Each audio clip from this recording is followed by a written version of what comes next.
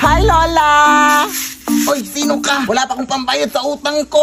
Yung lola mong makakalimutin? Ha? Anong utang? Apo mo to, oy. Ay, hindi na kami nagja-jumper ngayon, ha? May sarili na kaming kuryente. Lola! Ay, apo! Ikaw pala yan! Kanino kang anak? Lola mo rin super proud na proud sa'yo. Nakapagtapos ito ng kolehiyo. Best in MAPE. Nakapunta na rin to ng ibang bansa. Naka-tricycle. Nilakad na din ang apo ang buong Pilipinas. Na nakabot. At nakipagsuntukan na rin to sa mga tigre at oso. Hindi mawawala mga horror stories. Matulog na kayo. May white lady dito. Kagabi, may white lady akong narinig na umiiyak. Dito na kasi sila naninirahan.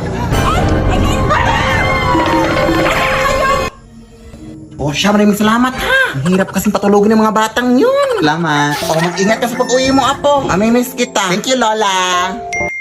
O ayan, meron na namang nag-text. Oh, sabi nanalo daw ako ng pera sa Gcash. I-click ko lang daw tong link. Ay, hala, huwag mo i-click yan lang. SMS spoofing scam yan. Ano yun, apo? Ang SMS spoofing scam lang ay nangyayari kapag direktang kumukonekta ang mga scammers sa mga cell tower gamit ang mga tinatawag nating IMSI catcher. Magpadala ng SMS ang mga ito na nagpapanggap na galing sa mga legit na institution like banks and e-wallets kagaya ng Gcash. Ang mga messages na ito ay may kasamang link na kadalasan yung sasabing may problema sa account mo, may mga fake rewards, at iba pa. Tapos may kasamang link. Kaya mag-ingat kayo sa mga SMS spoofing scams ha. Huwag pipindutin ang mga link na yan. Tandaan, hindi nagsasend ng link ang official Gcash. Ay, ganun ba, apo? Maraming salamat sa pagbabala. Siyempre, Lola, mag-doble ingat tayo ngayon sa mga scams na yan. Sige na, Lola, mauna na ako ha. Sige, apo, mag-ingat ka. Ayan na, nakaka-cellphone mo yan.